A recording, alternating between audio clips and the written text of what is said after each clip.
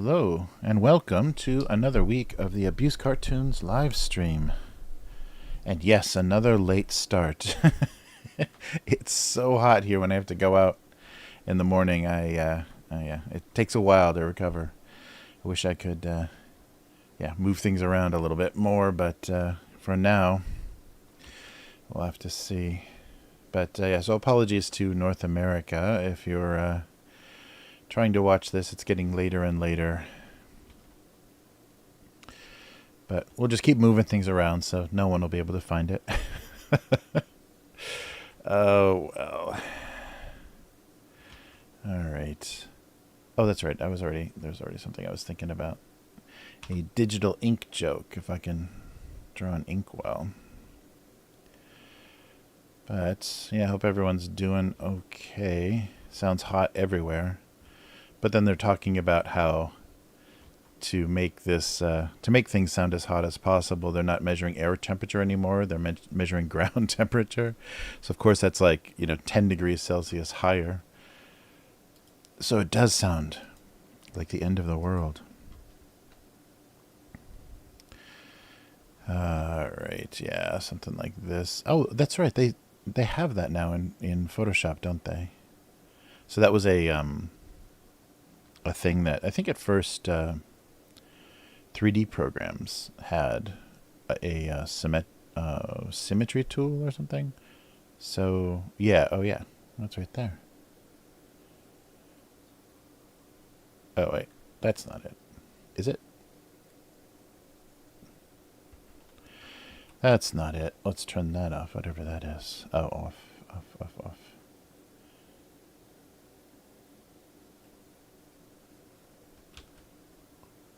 Oh yeah, I was on the eraser, that's why. Oh yeah, and there is. Yeah, there's a symmetry tool. That's funny. Saves me time. That's cool.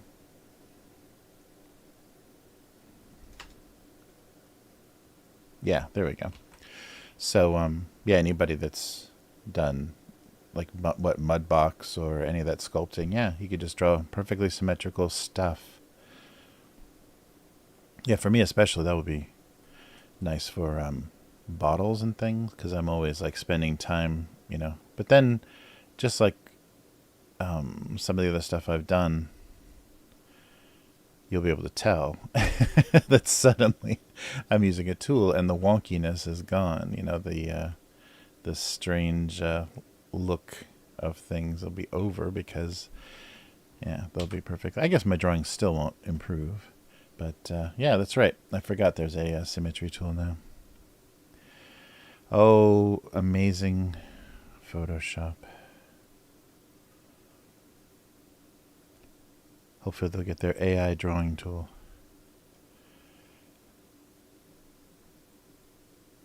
Out there, and then we won't even have to draw anymore. Alright. Yes, I was thinking of... oops. Yeah, just one of those, like, ink bottle, dropper bottle deals. It's more like this, yeah.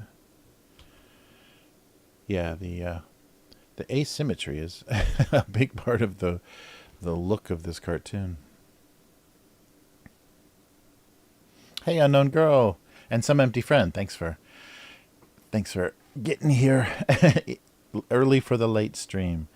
Yes, and right, unknown girl. We're closer in time zones, so I'm glad that works. Yeah, so definitely for for doing faces and stuff, but you always want to kind of like faces symmetry is kind of ideal, but really interesting and realistic faces are always going to have a little asymmetry. Okay, so let's do this little bottle of ink and then do a digital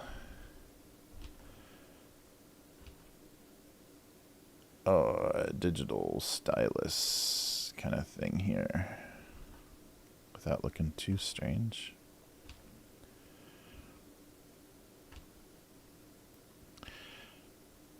Yeah, but that's kind of a a quick shortcut for like roughing things out, and then you can always make them asymmetry. You can always add some asymmetry so that it has some realism. Yeah, and that also helps with.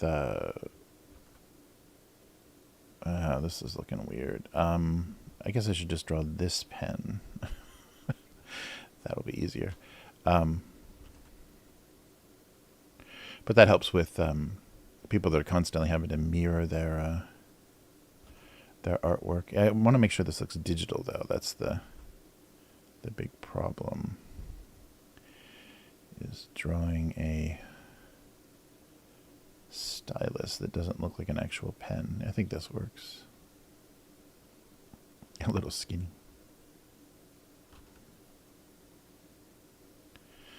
All right.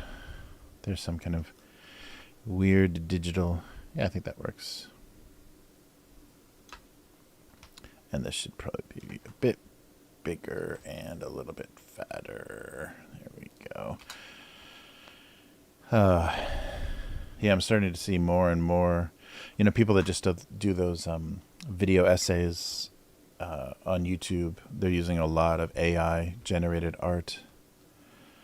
I would rather they, steal and credit art on the internet than just waste time generating. But I think they feel creative. That's the problem with it. They figured out with those AI art generators, well, you're choosing the words that generate it. You're saying what style and mood and whatever. So you're being creative, and that's all those idiots need to feel like they're doing something. But I hope they really start to reinforce on a lot of platforms that, okay, you can generate stuff in AI, and AI is going to become, I think, a tool for artists, not just to push a button and generate art, but to use things, especially digital painting and stuff, to just manipulate certain parts of things and give you like choices, color palettes and suggestions and stuff that will help you, make decisions about how you're going to draw something. I think with digital painting, especially, that could be very useful. And even with like writing, I think there's going to be some reword this kind of, AI stuff, AI tools that might be useful. But just, direct text prompts, spitting stuff out, because it doesn't involve any, human labor or whatever, it can't have any value, and you can't own it. It has no, you can't copyright it, and it has no value, so you can't sell it. And I hope we reinforce those ideas with this stuff. Okay. And maybe the pen is I don't know. This is looking a little weird. Can I... Oops. Down here. Do this. Just narrow this down or something.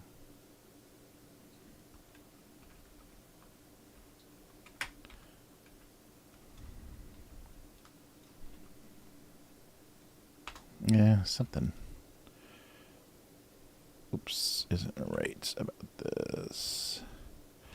But yeah, so we'll see. But for now, everything is getting choked.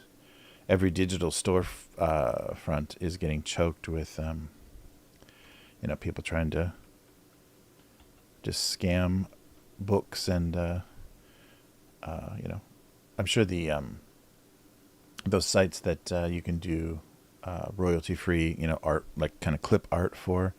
We just do a bunch of illustrations or submit things to that for them then to resell, and you get a few cents every time.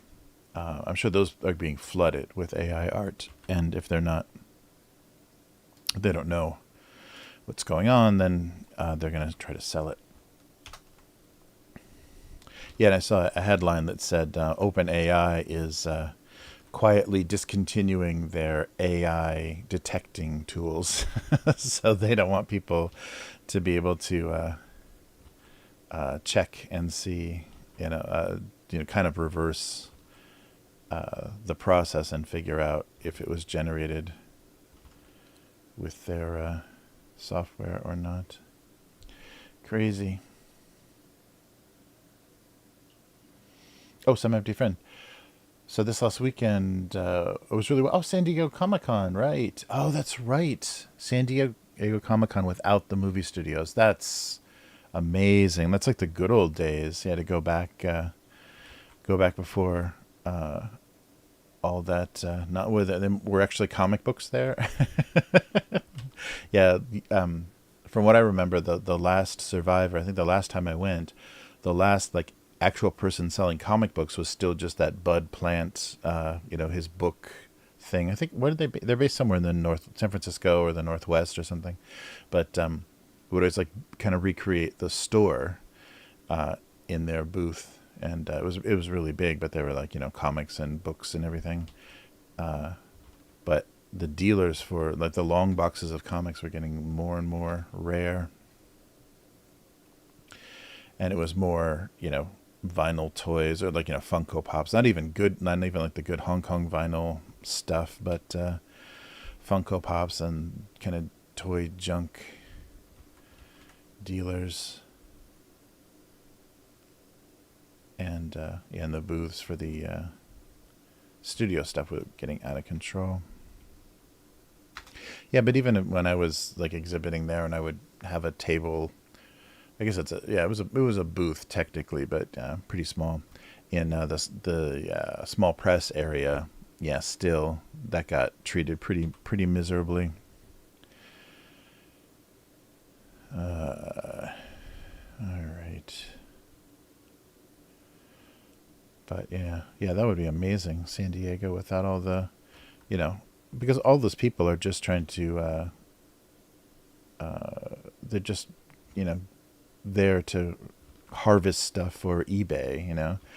You see a lot of people that obviously they don't care what they're getting their hands on. They just want to, they find out what the exclusive thing is, and if a person there can autograph the exclusive thing that's being sold, then they can get that right on eBay. Yeah, that got really, and that has to feel really weird for people signing. So like the artists or celebrities or whatever signing there, as you can tell, the people don't even care who the hell you are. They just want to make sure your name matches the thing that you're signing, so that it has increased value and they can get it out there as soon as possible. Very, heartless. Yeah. Yeah, that's weird. So interaction with fans and stuff has to change a lot. Oh, wow. Some empty friend got to see a panel with Jim Lee, Frank Miller, and Kevin Eastman. Wow. That's actual comic creators at a panel? What? Where's the Barbie movie panel? That's all I wanted to see. Wow, that's amazing. Yeah, I remember. Yeah, good stuff back in the day.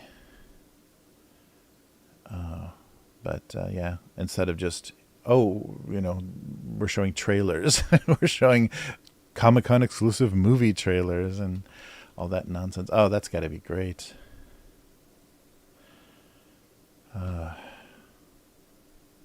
Yeah, Kevin Eastman. That's, I guess, heavy metal is not a thing anymore. The whatever company that bought the rights to continue publishing that, I think, just threw in the towel. I don't even think they did. I think they did one issue. Was it one issue or 1 year? I think it was like volumes, so maybe that was like they're doing that based on years. But yeah, they didn't. They backed out completely. But from what people were saying, it was going to be pretty bad anyhow. The quality of the artwork and everything had really declined, and it doesn't. They've got to lean heavily. I think Humanoids Publishing, the people that originally did the Metal Hurlant, they've got their own thing, so you're not going to easily get European artists, and without the European artists, the look and feel of that would be very different. A comics anthology just with a bunch of randos, I don't think is gonna have the same feel. Yeah, I never saw it. I should look around for some PDFs or something. I'm curious how they messed it up. But yeah, that magazine was very formative growing up, seeing Mobius and all the kind of 70s fantasy sci-fi stuff. Amazing. Because there was no other way, and especially translated. There, you could probably get the books in French at bookshops, import shops and stuff in the U.S. But to have it, have English versions, serialized English versions, and then they released them in kind of graphic novels as well. That was amazing. Wow, very cool. An actual Comic-Con panel. Yeah, I think you have to go, and basically you have to go to the smaller shows to interact with comic creators, and then they don't get the big names, So, yeah, it's frustrating. Yeah, it's been so long. I think before 2007, so like maybe 2000 early aughts was the last time I was at Comic-Con. Last time I exhibited, definitely. Yeah, it must have been I must have stopped like 2005 or 6, because I remember, 2007 I was doing the Disney comic, but I wasn't able to be at the convention. I still remember when I was kind of peripherally working on stuff, like I was doing R.C. Harvey's website, and I was working with Chuck Austin on the U.S. War Machine thing. So I had a couple of credits that I could use. You could just walk up to the pro badge desk, tell them what you did, and they gave you a pro badge. That's amazing. Now it's got to be such a pain in the ass. But that was insane. Yeah, the first time I ever got a pro badge for Comic-Con just blew me away. I was like, really, really blown away. Like, wow, that's I think, because I always dreamed of going to that show, and then once I had some credits, then you could just get a pro badge and walk in. That was so cool. But that's over now. They're, I think, much more stingy with everything. I think because they just want people to be paying. I don't think they're very free with their badges anymore. Yeah, and R.C. Harvey was good friends with the... he always had dinner with the guy that started Comic-Con. And I'm going to totally blank on his name. But, yeah, that was really cool. Yeah, that was some of the coolest dinners and, experiences. I mean, San Diego is okay. But when there's so many interesting people there, and there's a couple of like decent restaurants and stuff around, but that was it's some pretty amazing experiences there, and also a lot of hard work exhibiting.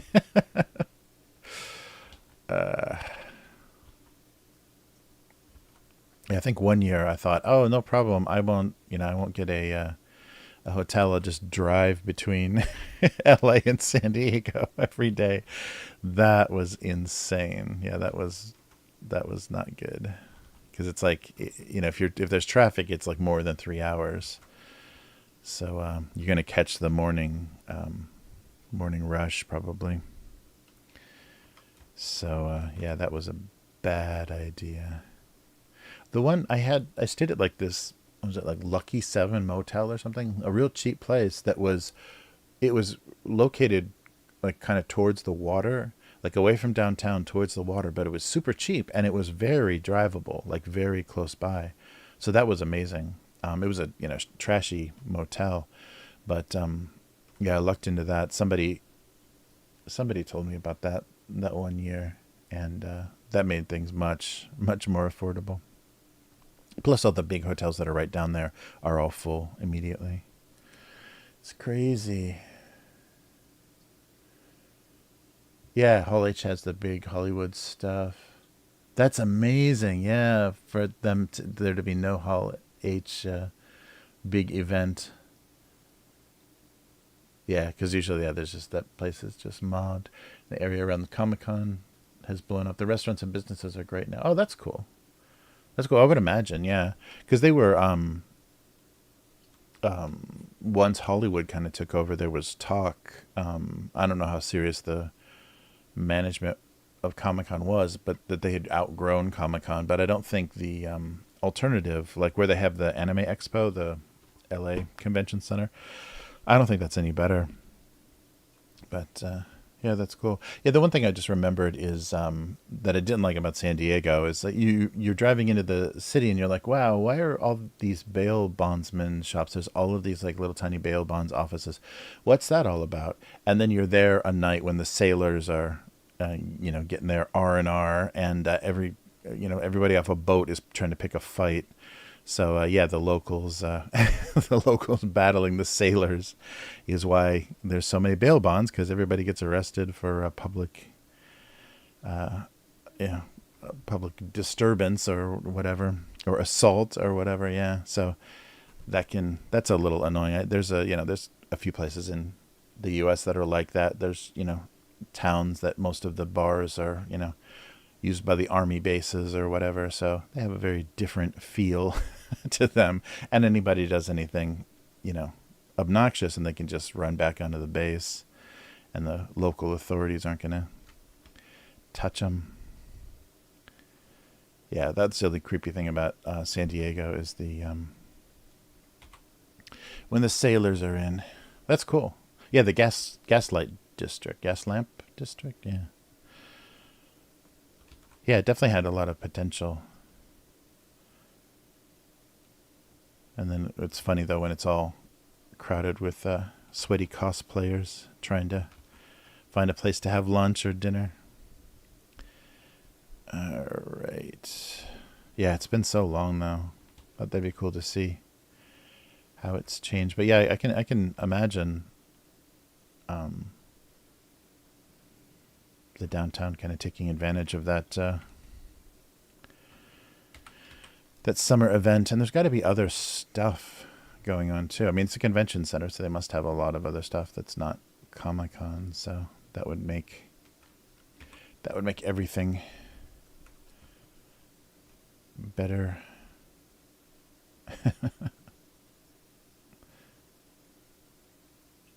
I remember one year somebody knew someone that had a condo downtown, and we just like stumbled drunkenly into it, and it was beautiful. It was like, wow, if this is living in San Diego, this is really nice.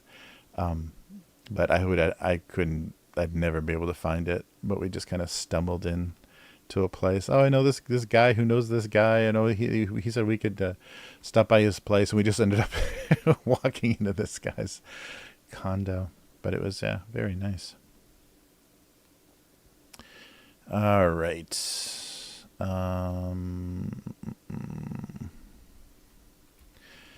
What else?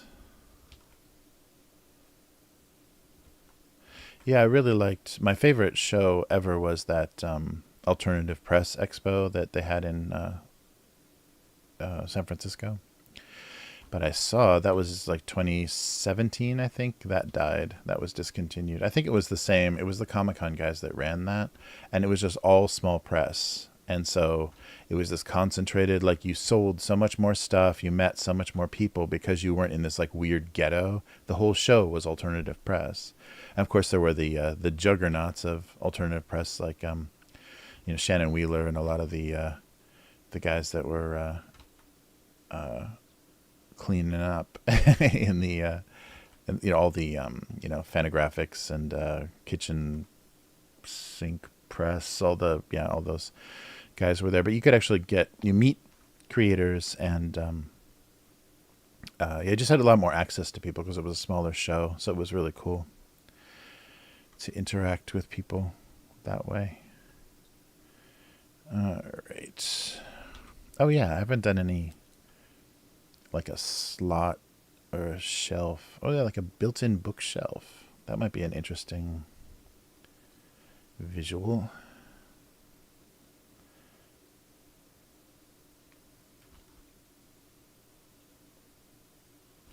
Too much perspective.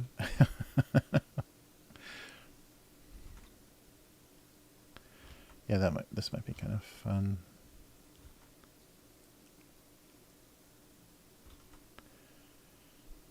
All right.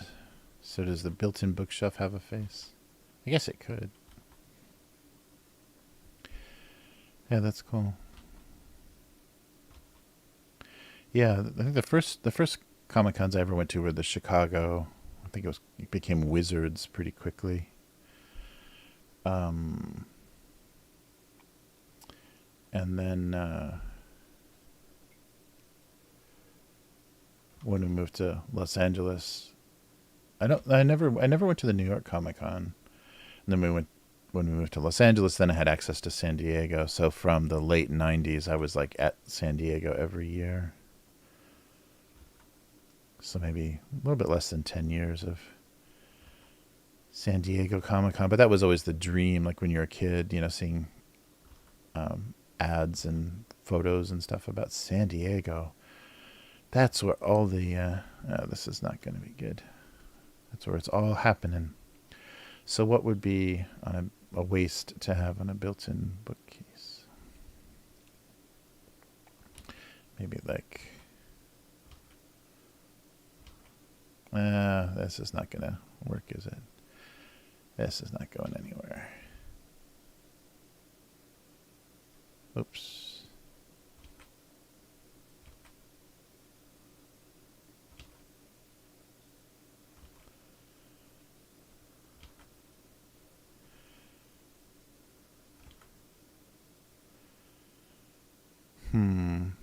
Yeah, I can't think of something visual that would look very funny there. Hey, Countdown. Oh, yeah, I do some... Yeah, I did for the last RPG campaign, I did some character stuff. And I've done some cartooning and stuff before. These are characters. They'll eventually have little eyes and mouths. So they're kind of characters. But yeah, I've done some character stuff. Let me see if I can... the last thing I did, where's the... Oh, here. These guys. Here's a quick look. I did some character sketches for the RPG campaign characters. So just little, because we needed tokens for the virtual tabletop thing. So I did these little guys. Yeah, so I do some character work. And for the same of the guy that's running, Matt, who pops in occasionally. Yeah, right. Hyphonics counts. That's right. I've drawn Hyphonics as a character a few times, and I did the badges for the YouTube channel. But yeah, that's the this is the last thing that I did. Oh yeah, and I did that color. Yeah, I did that. So this was originally just white highlights, but there's kind of this magic. Kind of I don't know, crystal or some kind of substance, so that I did a little creepy glow. But yeah, so I do character stuff every once in a while, so it doesn't always look like this. All right. Oh, thanks, Unknown Girl. Yeah, those are that's Matt. Matt, that's the game Matt's running, so we play that on Fridays. So when we're streaming the audio for that, so if you want to listen to us play that, you can. Okay, so not a box. Something... What's odd for... to be putting in a built-in shelf? Maybe, and hanging off of it or something. A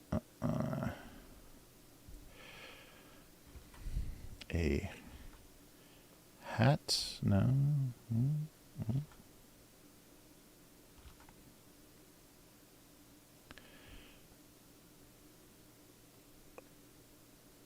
Yeah, that's always funny. People that...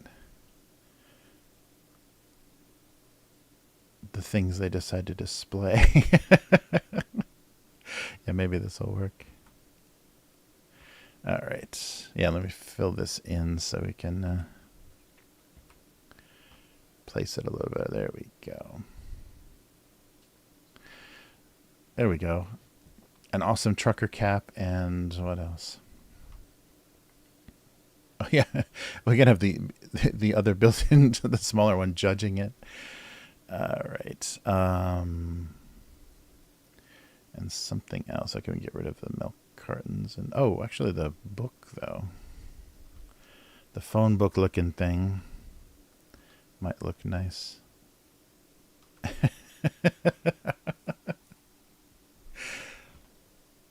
Yeah, that's kind of a useless thing. Or yeah, even a where's the other milk carton? The smaller one. That's the book. Boom.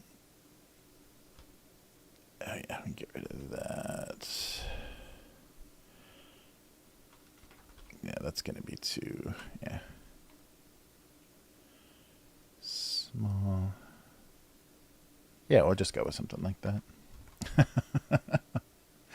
Oh, a shoe. Oh yeah, rubber duck. Oh, thanks. Yeah, those are good. Those are good. Handbag. Nice. Yeah, maybe instead of the phone book thing, a rubber duck. That's great.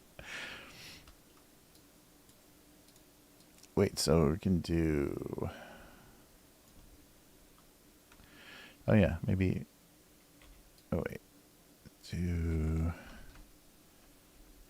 this a little bit taller. Oh, let's see how well this lines up. Oh wait, where's my cursor? There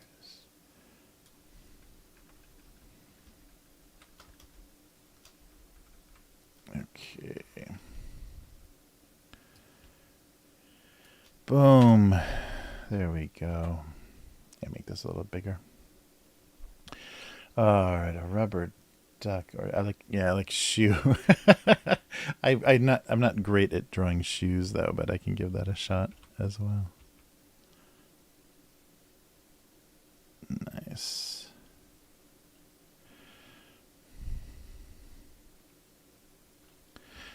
Okay, I like the rubber duck idea. Let's see if we can do it and not do it so small. Oh, this may actually look like valid, like sculpture or something, though. If I can get it to read exactly like a rubber duck, then we'll be all set. The head's a little small, isn't it? Oops.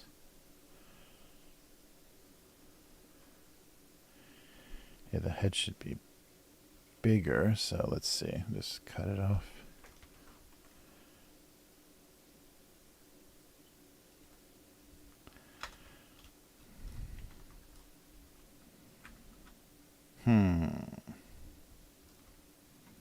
Maybe it's the shape that I'm not liking.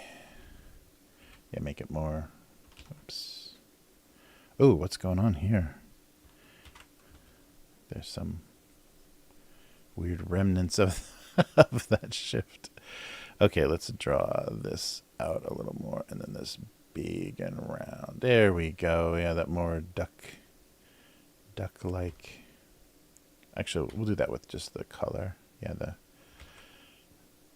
draw that. Now the body's looking too small. But the whole thing can probably be a little bit smaller. All right. One more time with the roundness of the body.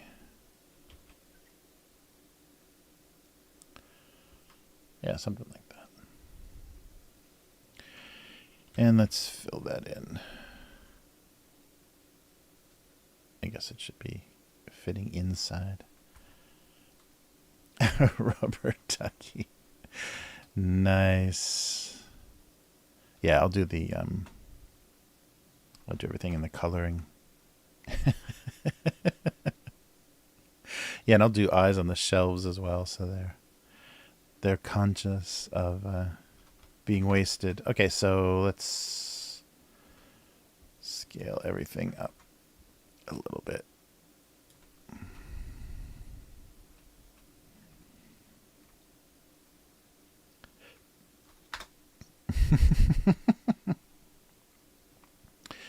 Built-in shelves. All right, so let's put some color on this stuff. Yeah, nice red and white cap, maybe. And a yellowy looking phone book. little more dull there. That's too dark, isn't it? Somewhere in between. Yeah, close. Oh, that's right, though. The ducky's going to need to be bright yellow. Super yellow. All right. So let's do white. Maybe this. And what's the cover? Maybe like a blue for the phone book. Oh, that's actually too bright, isn't it? It makes that yellow even dingier. Oh. Where's that getting through? There we go. Yeah, maybe a little bit brighter on that yellow. Doesn't look very... There we go. All right, and here's the the duck work. Yeah, so maybe this orange. You guys can't see the color picker, can you? Yeah, we'll just do it like this. And we'll do that abstract so that it doesn't read, like an actual eye. We'll just do the...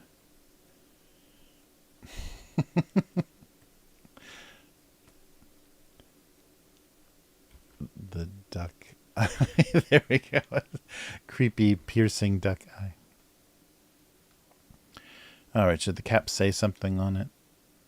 Or just be a generic... we can decide later. Okay, so the shelves actually should probably be... I should make them like a wooden inlay kind of color.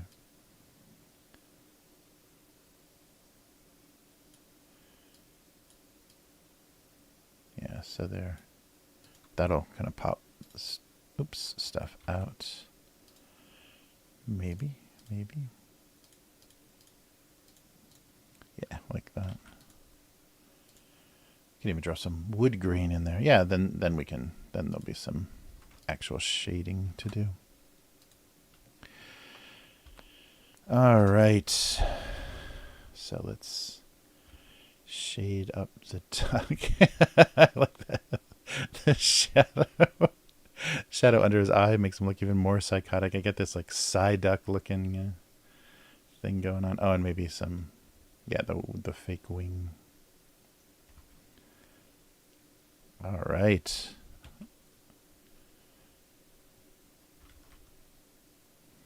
Okay, so do the edge of this, and then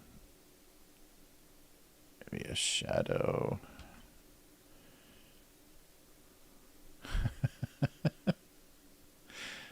Nice.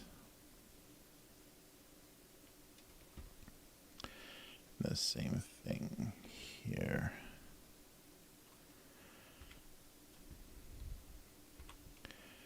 So casting a little bit of a shadow in the recess.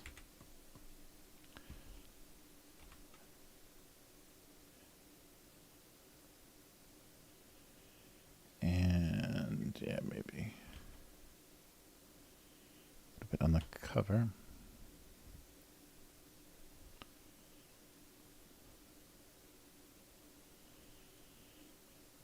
All right, and this part here.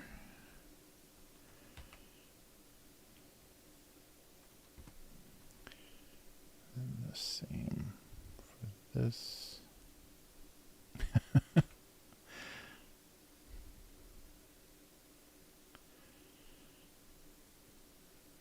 Yeah, should there be something on the... It should be like a pizza delivery cap or something. And then this, and some shadow for the hat. Actually, yeah, let's go out a little bit. There we go.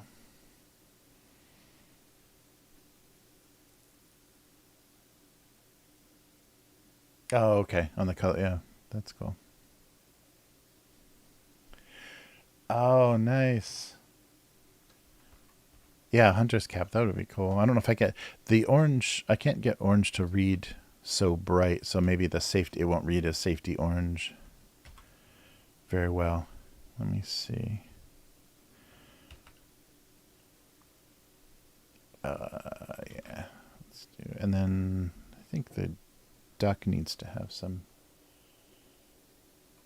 Yeah, the very much shinier. There we go. Nice.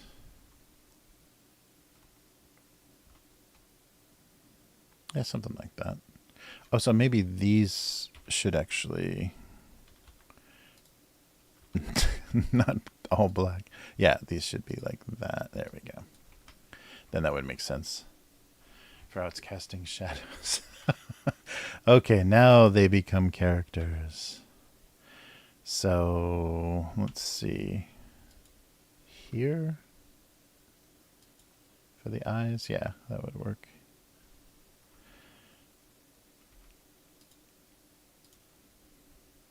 And a duck with eyes.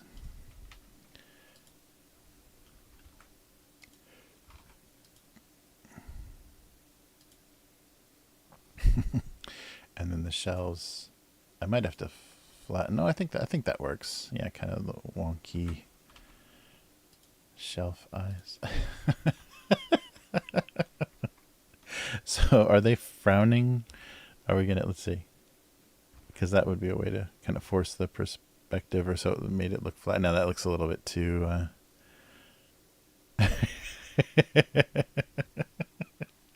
no, that doesn't read very well as a frown. So just everything's got little eyes. Oh, let me see. I'm not going to be able to find it, but this was really funny. It reminded me of my stuff. It could be just parallel thinking. But some cartoonist... yeah, here, this is... Oh, it's, yeah. But this reminded me so much of my stuff, and especially like the collage stuff that I did for for backgrounds and stuff on the websites and my book cover. So some cartoonist did this thing called butts on everything. So instead of drawing eyes on everything, instead of drawing two dots for eyes, he drew butts on everything. So his Brian Cook, the delightful, silly activity, but this cluster of like random food and unrelated things reminded me very much of the stuff I've done for my books. So I missed my chance. I could have been published with butts on everything instead of eyes on everything. I thought that was funny, though. Let's see. Yeah, is there anything? Yeah, I think I'll just keep the hat simple.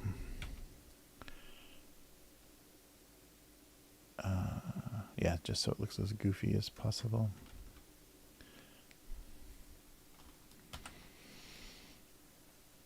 All right. All right, let me get back in the chat. Hey, True Help TV, how's it going? Butts on everything.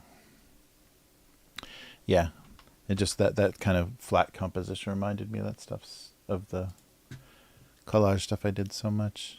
All right. Okay, let's close these guys for now so I don't make any mistakes. All right, and then let's do some color. So for this one, I'm going to have to go really light on the ink bottle so you can see the eyes, but then the lid I'll go darker. And then maybe a label. Oh, but the pen too. This is going to be one of those weird monotone. Let me see if they come in a bunch of colors, right? Nope, just black. Damn. Let's see. Yeah, just black and gray. And I can do like a two-tone one, so it's a little more visible. The bamboo stylus. Oh, those are for iPads. They have colors, but yeah, these are mostly. It's gonna be very. I guess it'll get across the idea though that they're both some kind of ink. Whoa, that's open somewhere. Oh yeah, there it is. Yeah, this is gonna be one of those very monotone cartoons.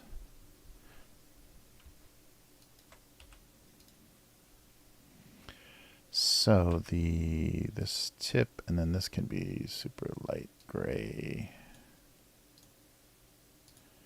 And this too. And maybe make it a oops. Oh, come on. I just did that, didn't I? Yeah, wrong layer. Let's try this layer. Okay.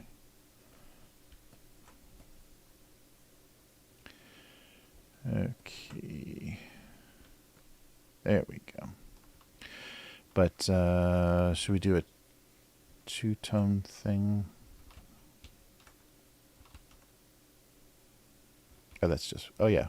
But two-tone white. Just so there's a little more variation. There we go. Oh, and a label. I can do a label on the ink. Maybe like a goldish gold color. Yeah, something like that.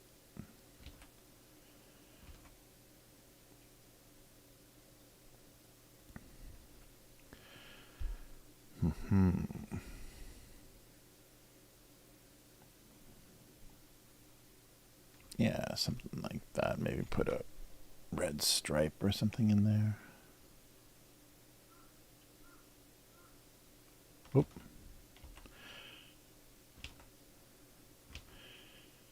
There we go. That looks like ink.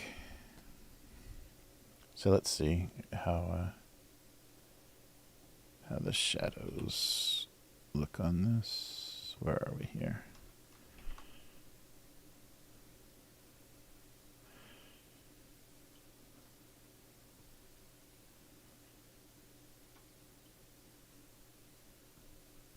Yeah, and then this can have a little bit of a plastic deal. Oh, get a little glare on the on the monitor. Hard to see.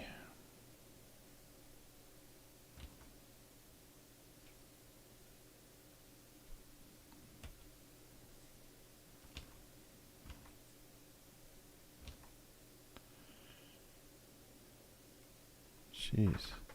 There we go.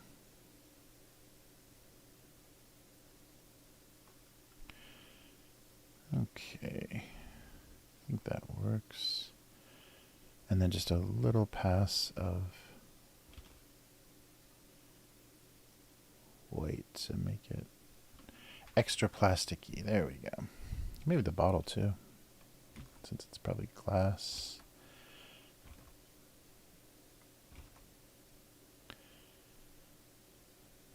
All right.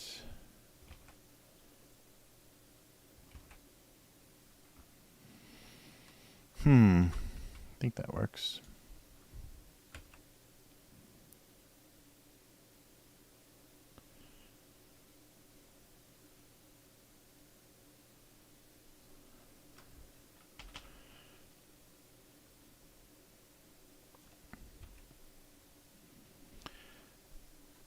Is it too small? Should I just blow everything up a little bit? It feels like it's just a little bit. It feels like it's floating in the page a little too much. That's better. Nice. The classic pen. All right. Hey, dude. How's it going? Good to see ya. All right. I think that's good. Okay. So now we can put eyes. We got the right scale, so.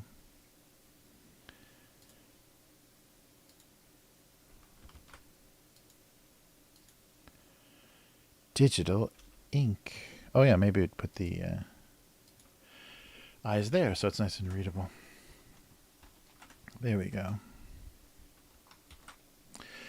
What the heck was digital ink? Oh, maybe one more little line. I can't believe I found that 2013. So yeah, I started to do. So I didn't do it full time. That's right. This driver for this, when I originally got this, like that was wow. This thing is more than 10 years old now. That's crazy. It's a workhorse.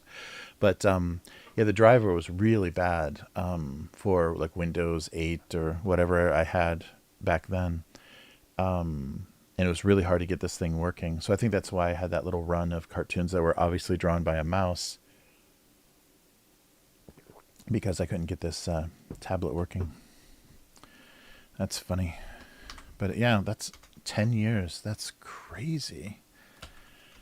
Yeah, this was, I got this, started working kind of long term for a guy he wanted to do mobile games. So we were doing, I was doing crazy. I think a lot of that work is like just disappeared to the digital stuff. But there are all kinds of comps and character designs and board layouts and stuff for him to pitch mobile games to some investor that he had. And so this was part of the deal. So I got the Wacom, set up at the Wacom to do all that stuff. And yeah, so it's lasted a lot longer than that job did. That got weird fast too. All right. Oh, this some. Oh yeah. Let me. I was thinking about wood grain. Let me see if that would work. Do a little kind of very subtle wood grain effect in the back here. Maybe even finer than that. Just so you get the idea that it's wood.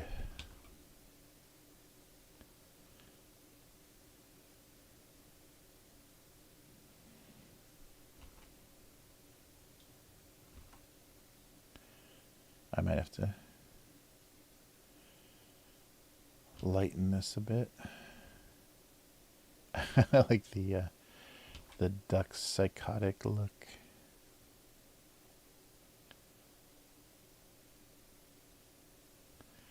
Yeah, something like that, only a little more faded in there. There we go. Wood grain, instant wood grain. Yes, digital ink. Digital ink jokes. All right, there we go.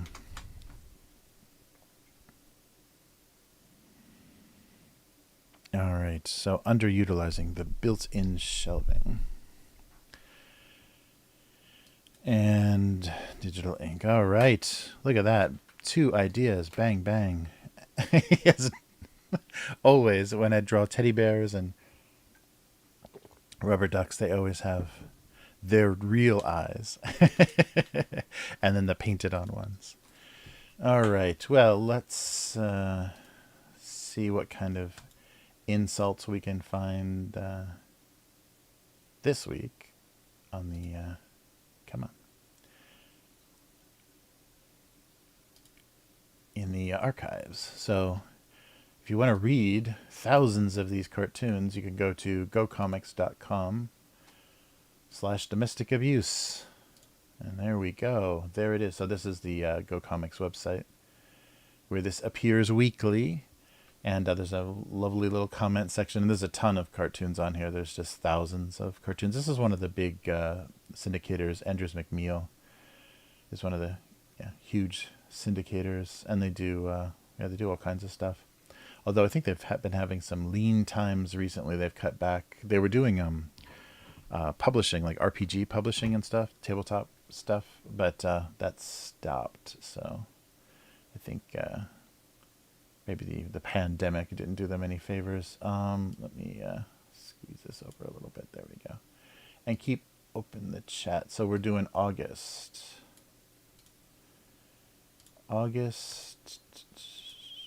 What year? 2013, right. Yeah, so 2013 is when the digital starts. So I think we're going to be looking at a lot of digital. So what that means is there's no originals. That's so depressing. Yeah, for all of these, there's no original drawing. Everything before this, I have the drawing on a piece of paper in Sharpie. And this is all only in Photoshop. So if these files get deleted, then they exist no more, except as tiny JPEGs on this website. All right. All right, yeah, so we were here last week. So this is August 1st. Sorry, let me keep this closed and this open.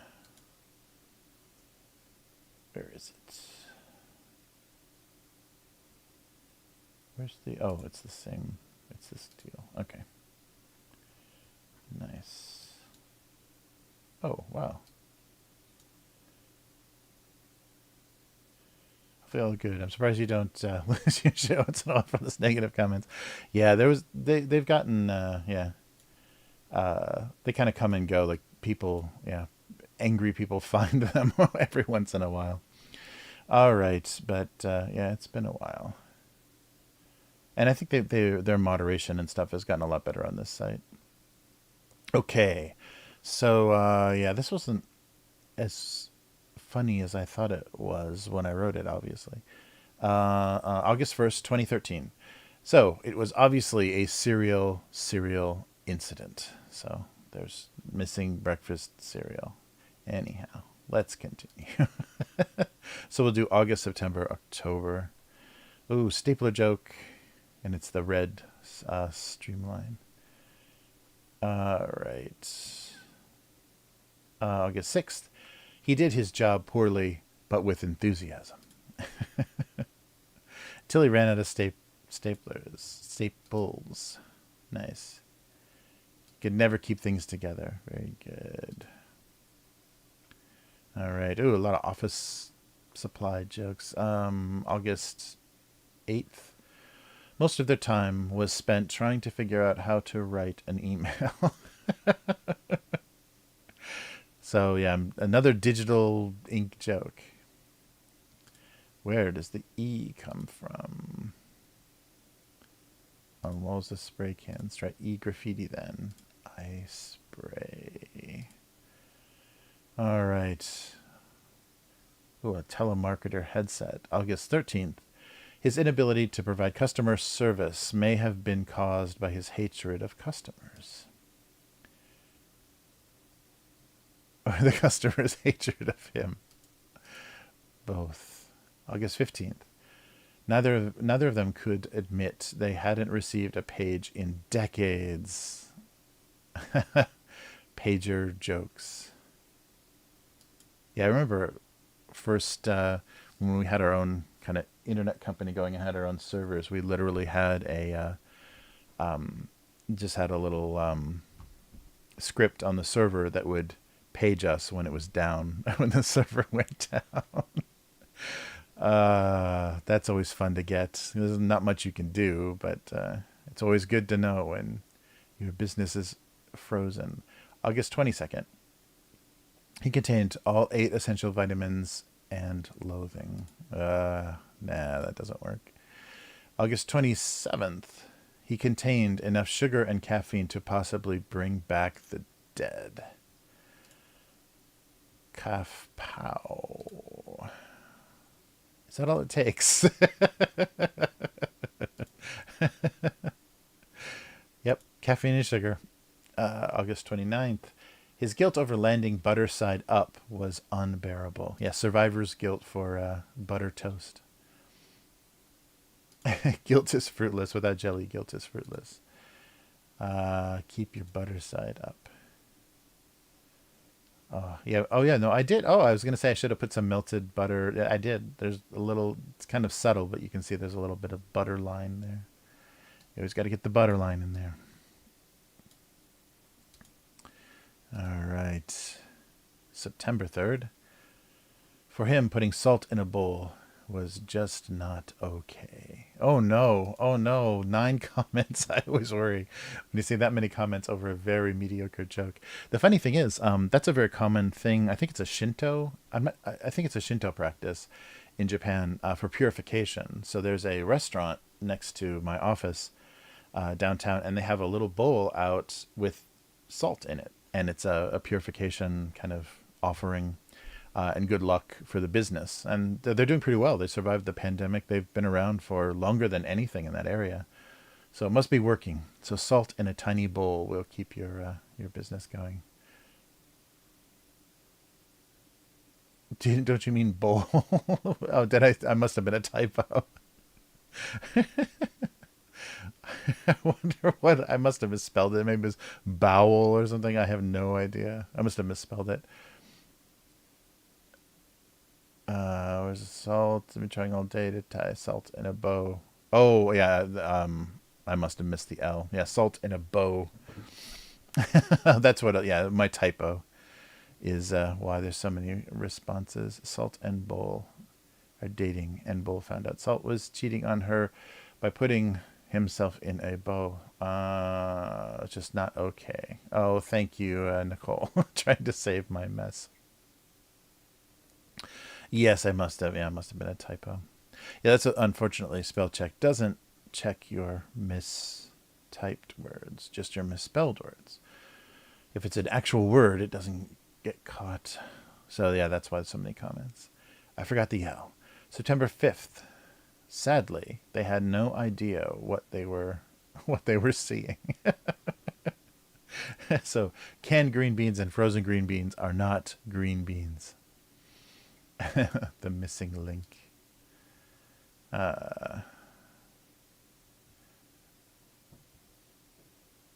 See their inner selves. Nice. September 10th. This was a level of despair rarely seen outside of bakeries. A lot of butter. That would be nice. Eat too much, end up looking like the P word. What? All right, September 12th. Just like that, he was out of her life forever. We've been here before. Uh-oh, was there a typo? Inevitably, her life turned to... Well, he had nothing left to give her, but in the end, he was an ass man. Oh, no. Oh, no. Oh, no. Oops. Oh, I've already been here. That's right. If only worked out. You're married and reproduced. Oh, purple toilet paper. And now he's gone into the toilet. Okay, yeah, maybe toilet paper jokes are not great. Okay, September 17th. Being no fat, 0 calories, and sugar-free made him as enjoyable as a hologram of a chocolate muffin. I should have done a little bit more work on the hologram version of the muffin. Chocolate muffin, use chocolate cupcake. Holograms. September 19th. His scented marker experiments only ever produced strange-smelling dizziness. Smelling dizziness sounds familiar. Paint markers. And told you why that was a gateway. Nice. The smelly markers. All right. Oh, September 24th. He certainly was terrible at whatever he was supposed to be doing. This looks like it could have been a mouse-drawn one as well. So he was holding, what, little glass bottles of orange juice? September 26th. Potential partners ignored her realistic skin tones and only focused on her larger cartridge size. They still make 3-color cartridges? That's right. Everything's divided now, isn't it? The prince claimed she was gaudy and overpriced. Yeah, that's right. I think for some less expensive printers, they still have it's not separate tanks. And I know the more expensive stuff, everything is separated. Okay, we'll get to October here. So October 1st.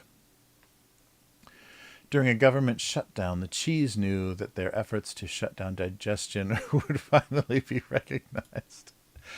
Shut down digestion. Processed government cheese. Give me a well-matured cheddar any day. How odd. This strip wasn't here yesterday. Okay, it might have come up late. There we go. He had yet to make a single friend while playing dodgeball. Like, who came up with that stupid concept? Dodgeball. October 8th. Most children were not ready for the storybook's obsession with the finality of death. Funny, the pacifier looks like a duck face. Does it now?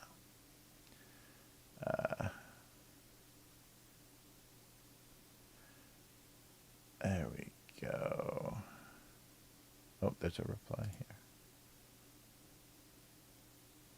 here. Yeah, it does. It looks like a duck face. All right. October 10th. Travel broadens the mind and often lengthens the breakfast. Yeah, right. Try to eat breakfast cereal with disposable chopsticks. But think of the fun you'll have. Even the Chinese use spoons for some things. Yes. Yes, but the Japanese use chopsticks for potato chips. That was the funniest. That became... I think they even talked about that on the news here. Young people started asking, I guess mostly students because they're wearing uniforms and stuff, would ask for disposable chopsticks when they bought a bag of potato chips. And then it just became standard for the convenience store to give you chopsticks with anything that had like a, powdery coating on it. So you didn't, get it on your fingers and then do this and have cheesy, salty, whatever on your school uniform. All right, October 15th. When not using pumpkins, jack-o'-lanterns were just a terrible waste of food. Oranges, and it's supposed to be as an orange and a watermelon. All right, and I've never heard of using watermelons for jack-o'-lanterns. Does anyone do this? No, James Hopkins, they don't. That's the joke. So based on the choice of bottles, this hobby was more about emptying them and less about building ships. So just an alcoholism ship in a bottle joke. Got to start somewhere. 22nd of October, 2013. She rejected even his most basic attempts at oral hygiene. So little squiggles of toothpaste everywhere. October 24th, he was dealing with a tremendous amount of sauce and just a few noodles. Some Chinese restaurants do overdo the sauce. October 29th. Oh, are we going to get this one? Nope. Raising less able and more keen. Oh, there we go. Sugar cubes always answered artificial sweetener with genuine disdain. Right. And I think this will be, October 31st, Halloween. It was beginning to look a lot like Christmas. Yeah, all the detritus of Halloween left over. Love your strip. Oh, thank you, Jazzy Joy. Don't talk to me about Christmas. Oh, I've already been here? Yes, I have. Don't rush the season.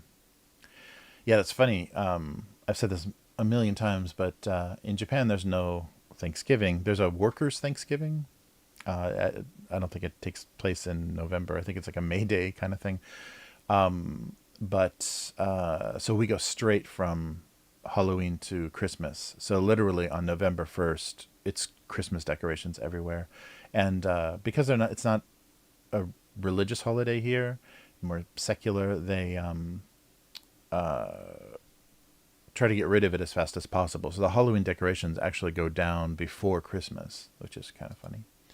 All right, and then first one in November 5th, political correctness made stacking based on size or color completely impossible. Oh, they didn't even have the word woke yet. I try for the visible spectrum. Nice. That's because everyone wants to be on top. Oh, Katina's got it. All right.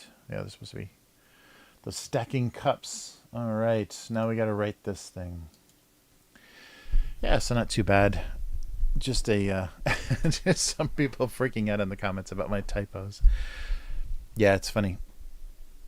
The like if I did all of the jokes first in, word processor, like Microsoft Word or something that would actually also catch grammar mistakes, then I could have stuff underlined. But when I just do raw spell checks, some of those are going to sneak by because I don't have an editor. It's just me. And I'm doing things right before they go live so they don't have time to get corrected or checked. All right. Let's see here. Yeah, something's strange with Twitch.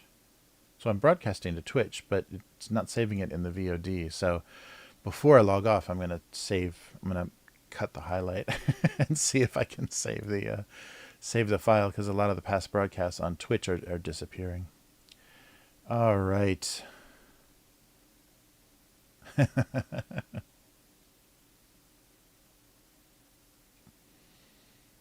Right, yeah. You slowly build it with tweezers. Yes, or you just cut the back of the bottle. You use one of those like wire saws and cut the back of the bottle off. But yeah, that's the challenge, is like building it through that small opening with a lot of detail. I don't even know if that's done anymore. Seems like something that would still exist in Japan. They seem to be a museum of strange hobbies here. But I don't think people even do that here. They do a lot of paper art stuff, like little tiny recreations, like miniature recreations of like little, uh, candy shops or a newspaper stand or something, and everything's all tiny and perfect. Yeah, there's a really cool YouTube channel. There's no text or anything. It just is the building process of like recreating.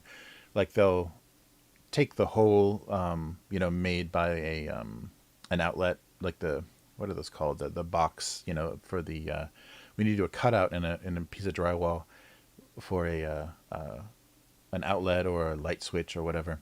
That person like makes a little miniature thing. Like, so they keep the panel as like a little door, and you open it up, and then inside is a recreation of a little Japanese apartment or a little bedroom or a little balcony or something from an apartment. And the whole video is showing you the material. So they just use like, little hobby kind of balsa wood and little plastic rods and little plastic sheeting and stuff, and paper, a lot of paper and cardboard, and just recreate everything like exactly. And then make little magazines and little, everything, and lay them in there, usually with tweezers, kind of like shipping a bottle, but kind of, yeah, lay them in with tweezers. It's amazing to watch. The recreation is pretty crazy.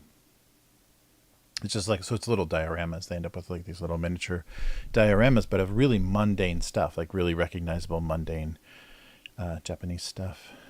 All right. So digital ink joke. I guess I can push this back now.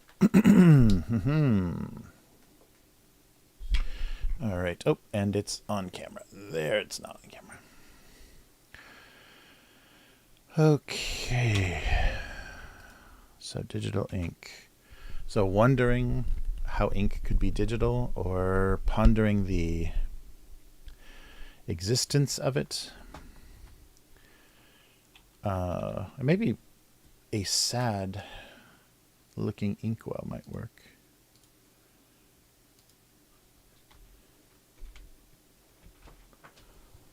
Yeah, the confusion.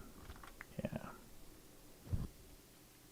The confusion of digital ink.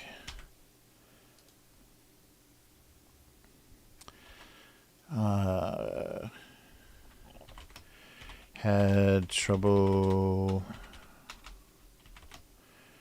wrapping his head around the idea of digital ink. Boom.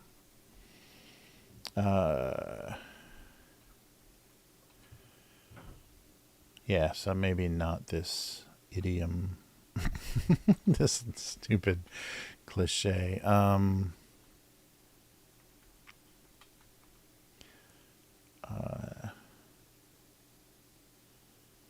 So what could possibly be, what it could possibly be, what it was, the idea of, imagining the existence, or so wrapping his head around. I don't think is that useful. I got an ink bottle and a pen thingy. Still don't know the name. I prefer it overdoing. Oh yeah. So that like a dip pen, like a quill dip pen. Nice. Yeah, those are a little tricky because you have to keep them. You got to make sure. I don't know what you like. I don't know, maybe acetone or whatever, to make sure you get all the dried ink off of them, because that capillary action that fills the quill, it's like the two pieces of metal and it draws the ink up. If you have any old dry ink in there, the pen starts to kind of stutter and be kind of not. The lines get less and less smooth, so you gotta clean them, just like almost like paintbrushes. All right. The concept. Oh, yeah, maybe, yeah, he was having trouble with the concept of. That's probably better. Okay, I should have had the. Is that funnier? Is that funny? Is it funny? Wait, what's down here? If it's... Is it funnier if it was dipped? Let's see. Is it dark enough? Oh, it's not gonna come across. Yeah, is that... Oh, come on. Is that funnier? Oh, actually, that looks kind of cool. And maybe just strip it off just a little bit so you can tell that it looks like it was dipped in the ink or not. So that reads like a stylus, and this reads like they tried to... Oh, and then I can do some... Come on, microphone. Some drops, some drips on the ground here. Yeah, this might get across the idea a little better. So who's having trouble with the concept? I guess both of them. Yeah, maybe something like that. I could do the ink a little wet. A little bit, not much here. Yeah, something like that.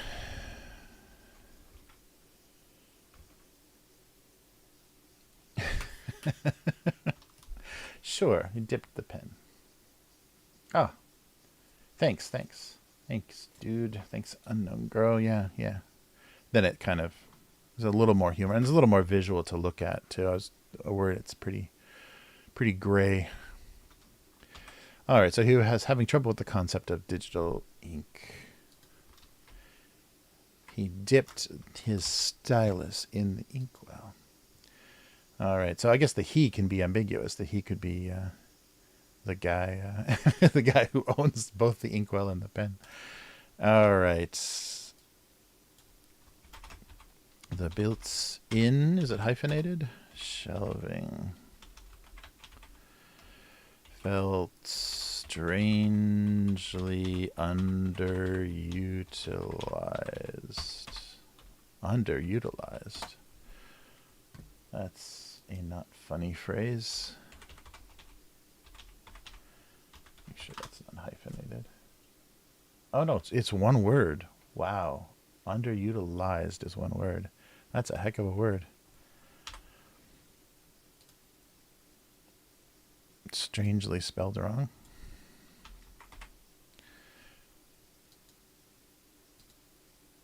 I haven't done anything like that in a while, where I did some kind of like playing with the plane of the cartoon, so that's fun. All right. Oh, Countdown. Yes, you should do a logo for the Sunday Papers podcast. They changed their theme song and logo every episode. Whoa. Nice. Utilized. Yeah, that's crazy. It's one word. Seems like that's quite a word. Oh, that's cool. I'll look up the Sunday paper. Yeah, I don't know that podcast. That would be cool to have a logo out there. Oh, Greg Fitzsimmons. Wow. I know Fitzdog. Oh, cool. Oh, that's really neat. Oh, wait, they got the website here. Let's look at the website. Oh, very cool. Nice. Thanks for the recommendation. Yeah. I haven't heard Greg Fitzsimmons in a long time. Oh, yeah. Oh, yeah, they got a lot of cartoons and drawings and stuff. Nice. Very cool. All right. It seems that name of that podcast sounds familiar. How long have they been doing that? It seems like that's something that once upon a time. It's funny. If I have trouble, like I had for a while, like this perfect, and a lot of them, like stop making new episodes and stuff. But I had this like perfect list of podcasts for a while, and then changed phones, and something was odd with the. They switched to a pay model or something for the podcast player that I was using. And so I tried to make one of those files where you import the list, just the RSS feed list of podcasts, and it didn't work. And so I tried to recreate it, and I've never quite gotten back to that like perfect state of like these are the like 10 podcasts that every time there's a new episode I'm happy about. So I have this like weird list of stuff that I don't listen to. I see like there's new episodes and I just scroll past them. It's so stupid. I should just delete them and start again. But yeah, like a nice mix of like comedy and information and different, it was just this perfect, but I think, a lot of those podcasts are gone and now it's impossible to, so the built-in shelving. So, let's check built-in as well. Yeah. Thanks. Thanks Countdown for the suggestion. I'll, take a look at that. Built in hyphen. Yep, it's hyphenated. Yeah, that seemed right. Okay, the built-in shelving felt strangely underutilized.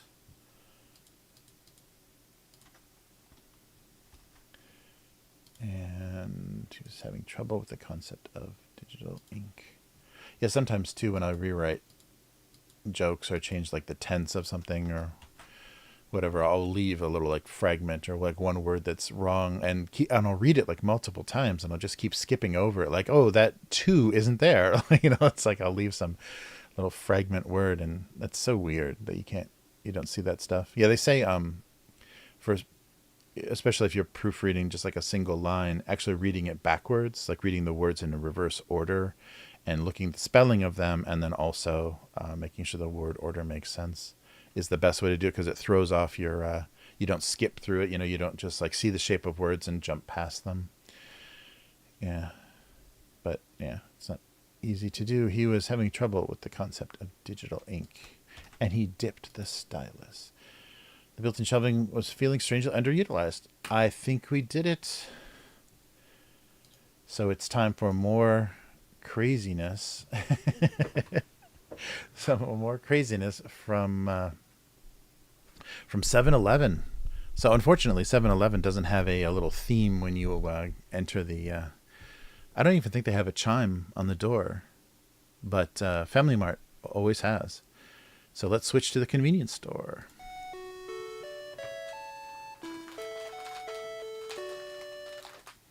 All right. So if you've ever been to a Family Mart, which I think are all over Asia, are they in Australia?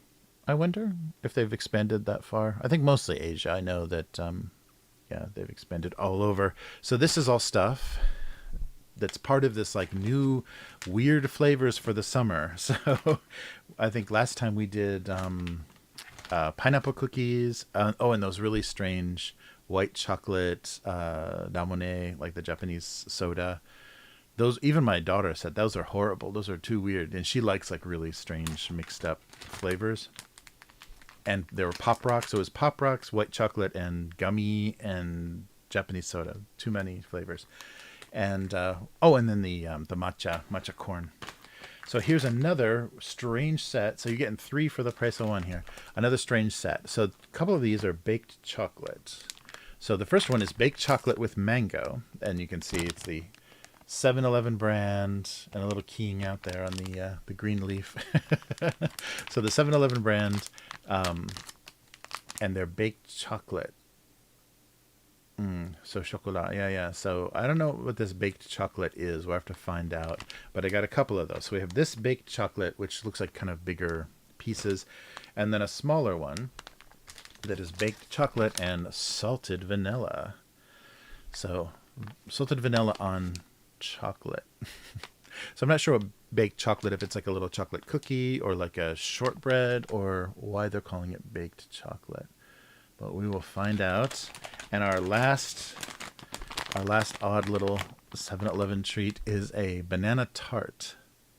So it's a little, these feel pretty hard. It's like a little banana cookie with a strange little banana center filling. So we'll see how all of these go, and then I think we'll be done. I think I've hit everything then, because there was quite a huge selection. And these are all, I mean, there's not that, they're pretty small, as you can see. There's not much in there, but these are all 100 yen, so close to like what, 75 cents or whatever in the US. So very cheap. Okay, we'll start with banana.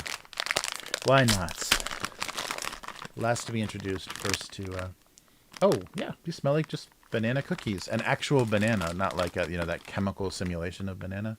Yeah, it's just like a little, like those, remember those, if you ever had those cookies that have the little raspberry like jelly in the middle? It looks like that version, those kind of tart cookies. This is like a banana tart. Oh, not bad. Yeah, it's a very soft, the banana part, like bananas are, is very soft in the middle, but it's kind of creamy. Oh, these are really good. So just a very standard, not like shortbread, but kind of that shortbready, like less oily, fatty shortbread cookie, with a little soft banana center. That's pretty good. Yeah, it reminds me very much of those like raspberry jelly cookies. Wow. And it's just banana. It's like actually just banana in there. Yeah, the ingredients look pretty straightforward. And banana is an actual ingredient. Interesting. Yeah, well, those aren't bad at all. I was worried. Yeah, they always are pretty safe. If something is fruit, it actually has that fruit in it. It's not just a fake. No, the microphone has banana on it. Okay, those are going to be hard to beat. It's just about perfect because it's not too sweet and it's a nice flavor. Yeah, better than the pineapple cookies from last time. Those were kind of strange, dry cookies. Because of the fruit in the middle, these are really moist. Whoa! Oh, okay. Very mango. I don't know how. Is this just another white chocolate with a weird flavoring? So these are the baked chocolate with mango. And they smell, very, very mango. Yeah, mango is popping up everywhere as a flavor. Yeah, these are weird. So they are kind of like shortbread. They're really kind of dense little cookies. It smells really strong of mango. It's a really, I don't know why they're calling them chocolates. Yeah, so it's not a white chocolate. It's not a, it just is like a shortbread cookie, like a mango-infused shortbread cookie. But very soft, very, like, powdery, almost. I guess they're calling them chocolate because, they're, it's moist enough that it kind of tastes like a very soft, melty piece of, or it feels like a soft, melty piece of chocolate. But the only flavor is mango. It's interesting It kind of coats your mouth in an unpleasant way, though. It's very weirdly powdery. I don't know why they call these baked chocolate.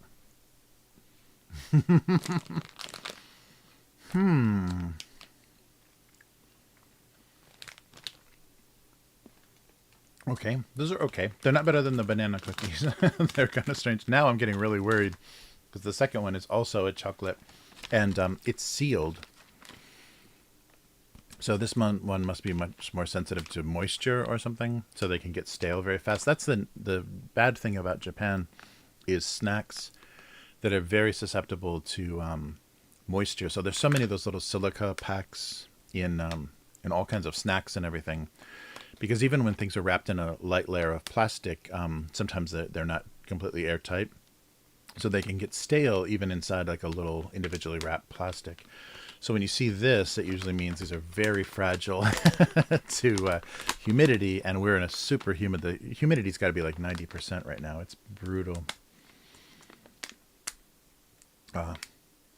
Yeah, Countdown. It has like a sharpness. It is a very strong, like sharp mango flavor. That was very, very odd. Yeah, it was just like a shortbread cookie, but there was no butter flavor or anything. It was all mango. Very odd. True Help says, you inspired me to start spending extra, at least to get my hands on and experience other cultures and places takes on stuff. Oh, nice. Oh, that's very cool.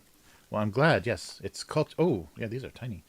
It's culture, kind of fun culture exchange. And yeah, this is fun for me too, because there's a lot of these things I never would have tried, and a lot of these snacks are in the stores in Japan for such a short time. Everything is so limited and trendy and seasonal that they go away really fast. So without this live stream, I would try many less of these snacks too, so I wouldn't have so much experience myself. And then it's fun to share this with everyone, so you get some idea of the craziness that goes on here. And they just go through things so quickly.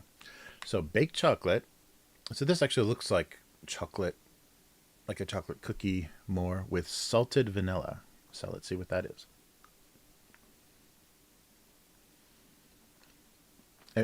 Oh, I can't tell what's going on there. It's like a brownie. That's probably why it seals. These baked chocolates have a consistency of a brownie, but the salted vanilla on top is very strong. It doesn't do that. Sometimes that... Oh, wow, it's really salty. It has that nice combination, like a chocolate-covered pretzel or something. The salt, makes the chocolate... It's a nice... Or even like a chocolate-covered potato chip. The chocolate and salt kind of are complementing... The salt complements the chocolate. Or enhances it, I guess. This isn't doing that. I would rather just scrape that vanilla off the top. I think the chocolate cookie is fine. Vanilla is doing something really weird.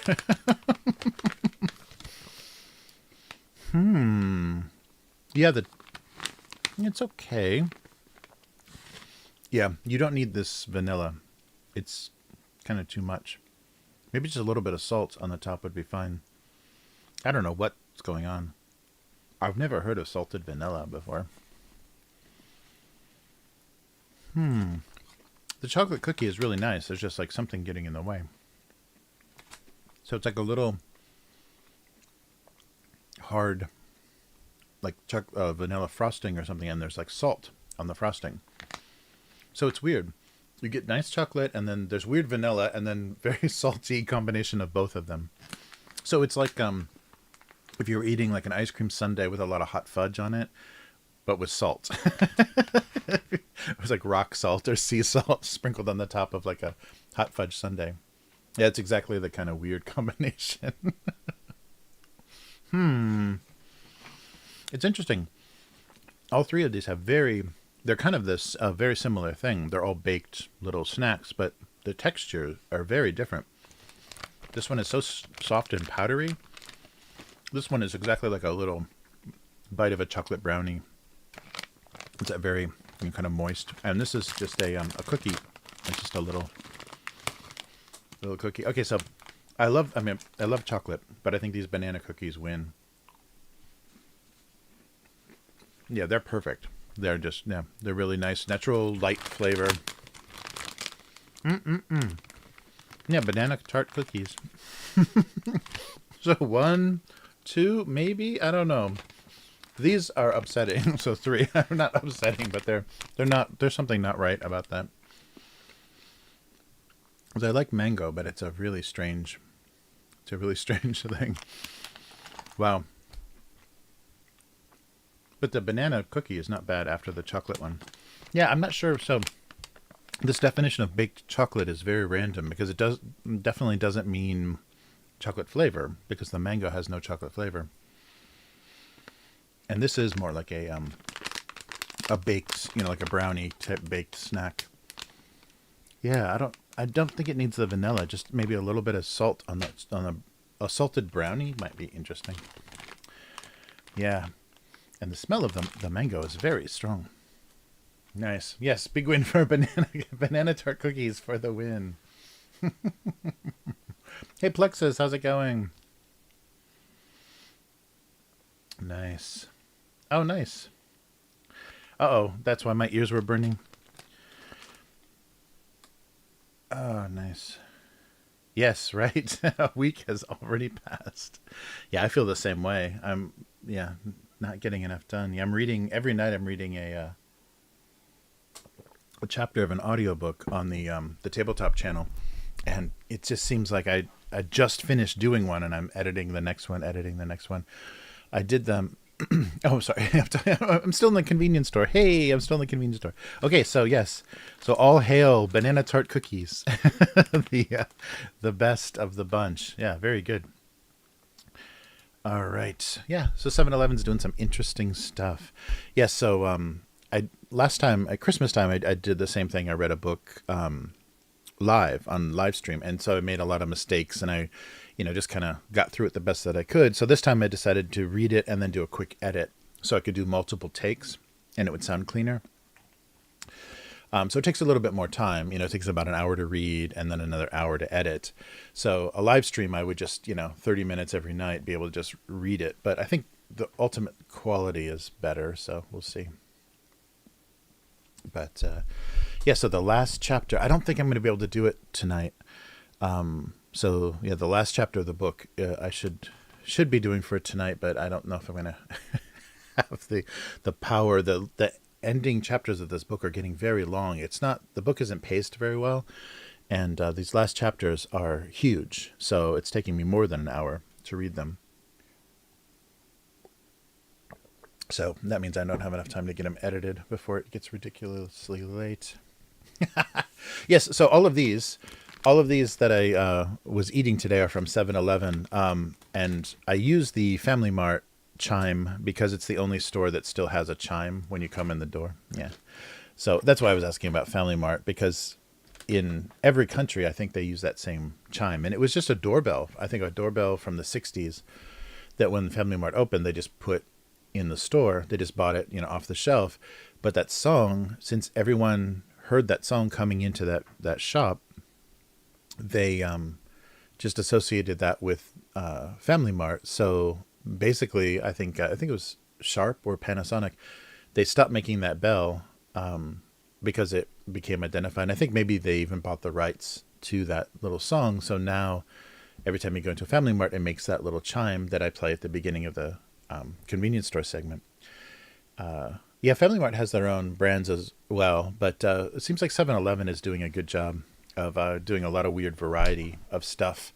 Family Mart kind of has their standard stuff that they stick to, and it's always there. But 7-Eleven seems to be doing a lot more experimenting. And they have better coffee, too. It's funny. That's what happened as soon as Starbucks became popular in Japan. Immediately, McDonald's started making better coffee, and then all the convenience stores started making better coffee so that they could get some of those customers away. Because I think that was still, even though Japanese people aren't very price sensitive, like they'll pay $300 for a t-shirt and not even blink an eye just because it's fashion or whatever. I think that especially for just like office workers and stuff, Starbucks prices in Japan when they first opened were outrageous. Like $5 for a coffee, $7 for a cup of coffee, was insane.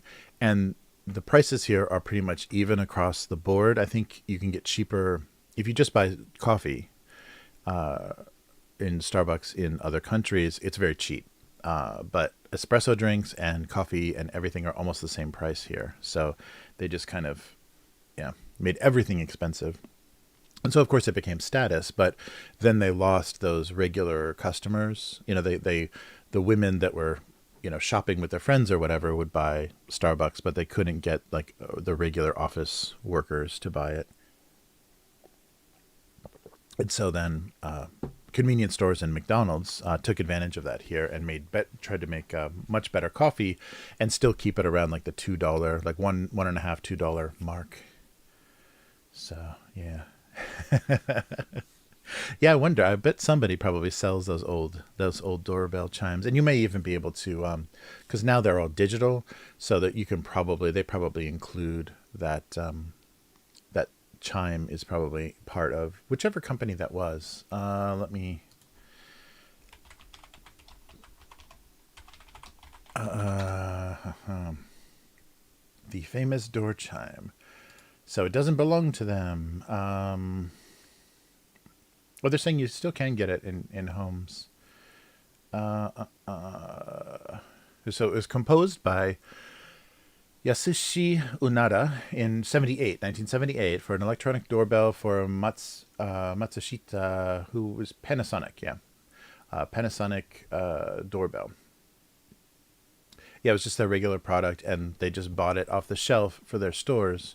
But now it's like so ingrained. So everybody thinks of it as the Family Mart chime.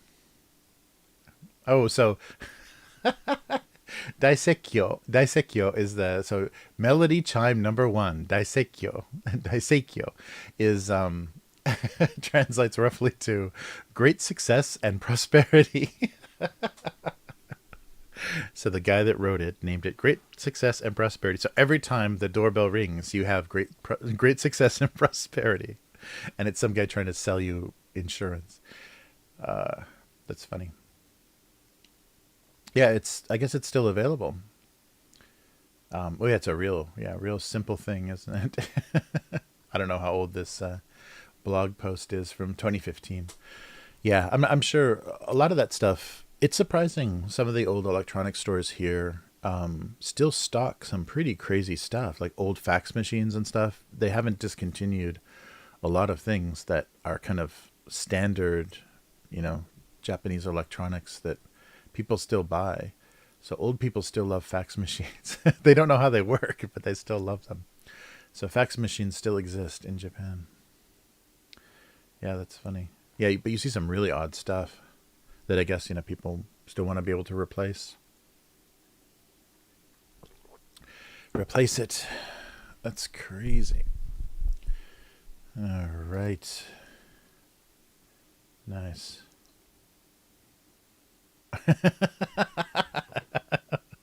Yeah, right. Yeah, grande is big, huge, not small.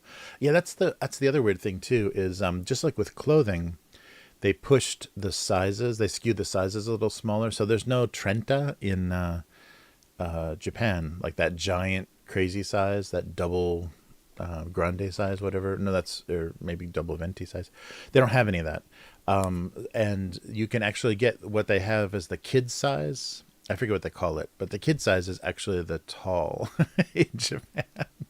So you see people walking away from the counter with these little tiny cups of coffee, and they're not, not espresso. There's actually just a little frappuccino or whatever. Yeah, it's funny. Oh, interesting. Starbucks never made it. Wow. So what's the big Australian coffee shop? I wonder if it's here. Tully's? Is Tully's Australian? Yeah,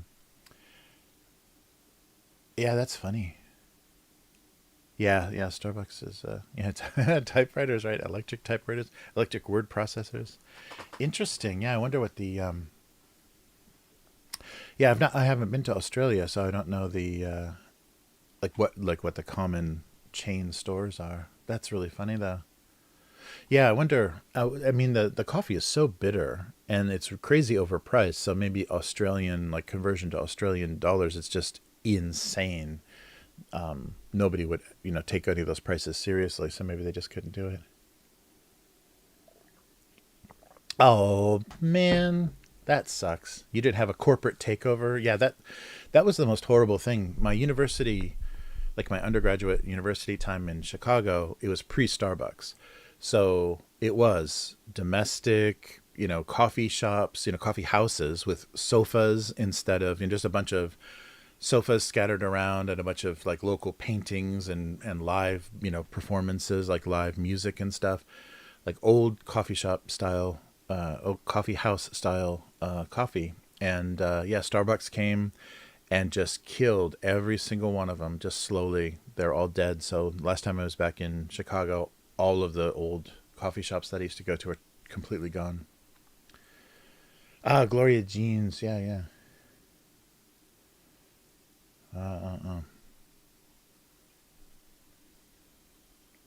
that's interesting that they didn't make big inroads. Yeah, it's they really did that weird thing where they had an identifiable cup, and then it represented decadence and spending too much money. So walking around with a Starbucks in American cities became a little of a status thing, just like iPhones and stuff. They kind of became a, if they can trick people into thinking it's a lifestyle brand, then yeah, it's a yeah, they get away with it. Yeah, Starbucks is pretty. It's just like America here. There's like you sit in a Starbucks and you can look across the street and there's another Starbucks across the street. Like the really dense urban areas like in Tokyo and Osaka, there are literally, you can see a Starbucks, another Starbucks from a Starbucks. They're so close together. Usually any place there's like big business districts and stuff. But working people don't, like I was saying, the convenience stores and stuff I think stole those customers. So it's all just that women between 20 and 30 in Japan that have no responsibility. They don't have to do anything. They finish university. They're just kind of like enjoying their lives. They're going out with friends. They're spending insane money on Starbucks, but they all still live at home, so they like have a job or a part-time job that they're going to, quit at some point and are just, kind of waiting to find the perfect guy. So yeah, there's that still exists here, that like time of complete freedom. Like guys don't have that in the same way here. They're usually very pressured to go from, killing themselves all the way through high school to get the best possible university. The level of the pressure and everything decreases a little bit, but then you're like ramping up towards the end to get the best job possible. So the pressure for guys doesn't, and that's why the guys are, number one on the suicide list, because they're feeling all that pressure. But yeah, Japanese women still have that kind of grace period of like 10 years. They can just kind of, I'll go to Europe, oh whatever, do whatever the heck they want, and as long as they don't, want to have a career or want to do anything but wait around to get married, so they can just sit and create a huge savings account because they don't have to spend money on anything because they still live at home. And that's if the multi-generational houses are much more common here, where you have like three generations of people in the same house, and then also kids living with their parents until they get married. And if they don't get married until their 30s, then they live with their parents until their 30s. And if they don't get married, they live with their parents forever, like they never move out. Yeah. Yeah, pressure like that. Yeah, right, right. Oh man.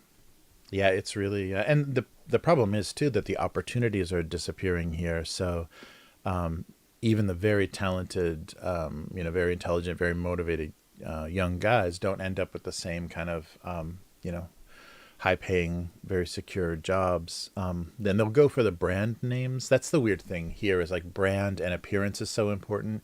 So the company name on your business card is more important than your actual position. So maybe people in Western countries will pay attention to your job title. Like job title, you can kind of get an idea of someone's salary sometimes from their job title.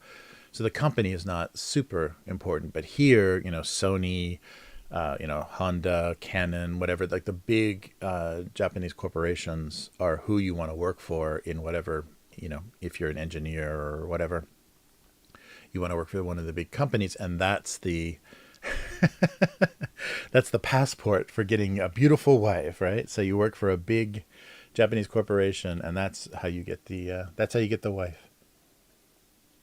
So it's still, very 1950s here, even though it's kind of dying. People don't get married. Younger people don't get married as much because the opportunity is disappearing. And they're talking about that same trap kind of happening in China, but on a much bigger scale because there's so many more people that there aren't high paying, good jobs. So you're not going to be rich. You're not going to get the wife that you want. So why get married and why work so hard? So it's people that are just kind of like, dropping out or giving up on the system because the reward isn't there. And the carrot was the beautiful wife with the 2.3 kids. But that's happening in Japan a lot too. Unfortunately, Japan has so many distractions for young guys, all kinds of like weird otaku hobbies and things that they may never miss not having a girlfriend because there's so much to distract them. Now there's the VTubers and stuff. Yeah, young guys are like becoming fans of YouTube avatars. So who knows? But the 2D boyfriend girlfriend thing is kind of popular here because there's a lot of idol groups and stuff that are they're just character designs. They're just anime characters, and I guess they're like 3D animation technically, but that's becoming a popular way to put your focus your attention. There's a really crazy expression for China's lost generation has. I forget what it's called, but it's just like it's like dropping out. It's like it's like, what is that called? It's like sitting. Oops.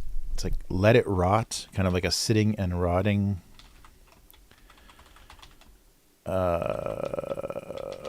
Something. The expression was really strong. Bailan. Bailan is. Oh, this is a Guardian article, so. Okay, whatever. What's it called? So encourage the. Oh yeah, that's right. There was a speech. Yeah, this was last year. Yeah, let it rot. Yeah, that's right. Bailan, let it rot is the English translation.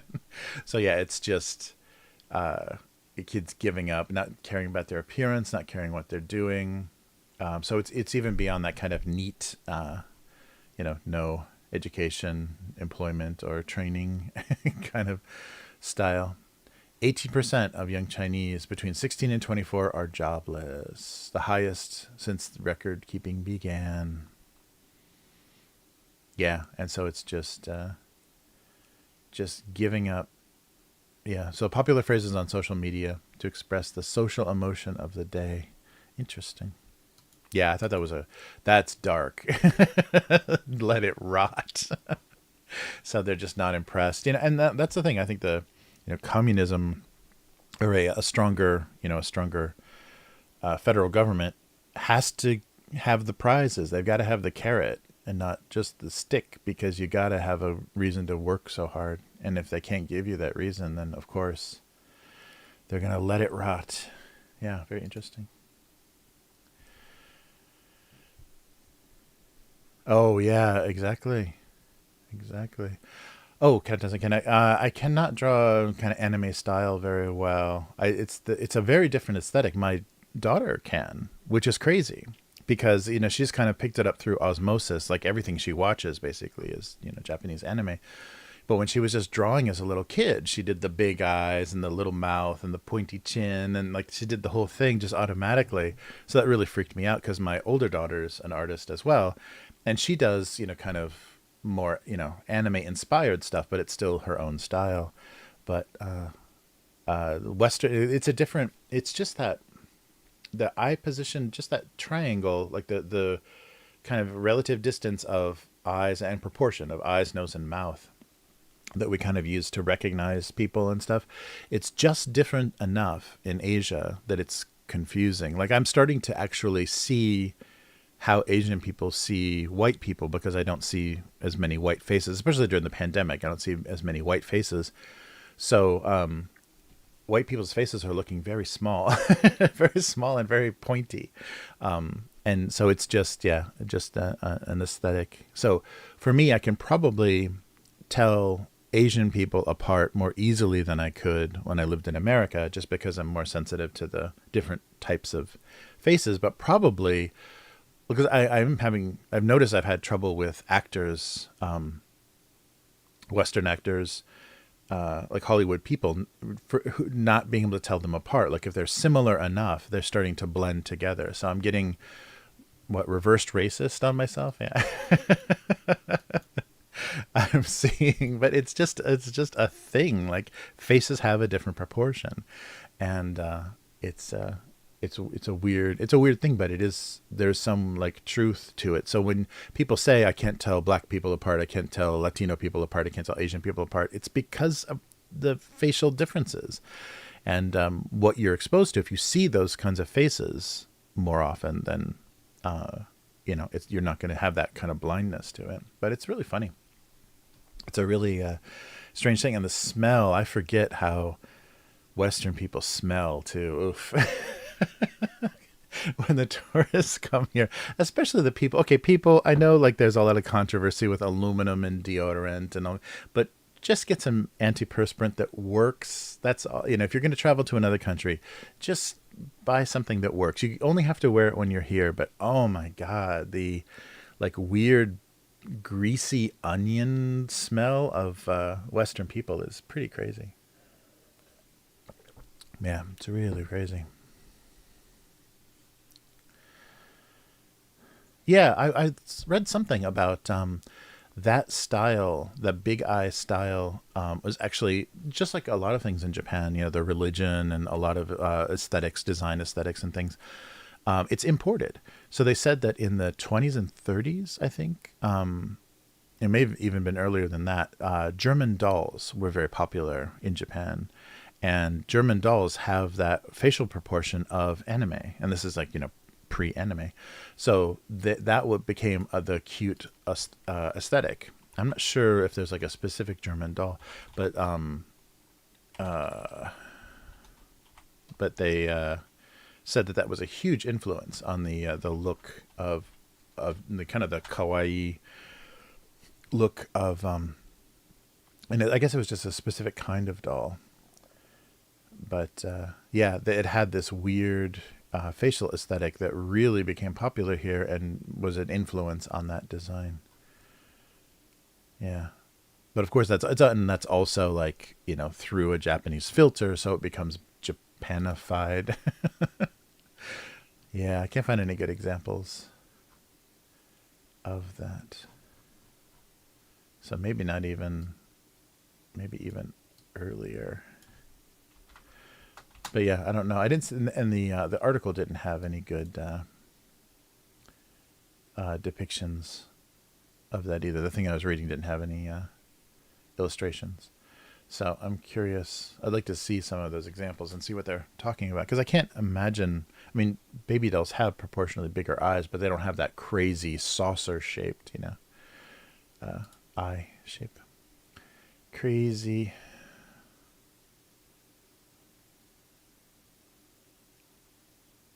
Mm-hmm. Nice. Yeah.